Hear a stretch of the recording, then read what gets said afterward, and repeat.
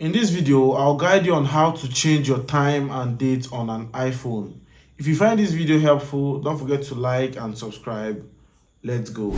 For whatever reason you want to set or change the time and date on your iPhone, whether you move to a different country or maybe your time is incorrect, I'll show you how to set it up. Don't skip any part of this video unless you miss an important part of it. Let's get to it. So firstly, you click on the settings app, then scroll to general and click on it.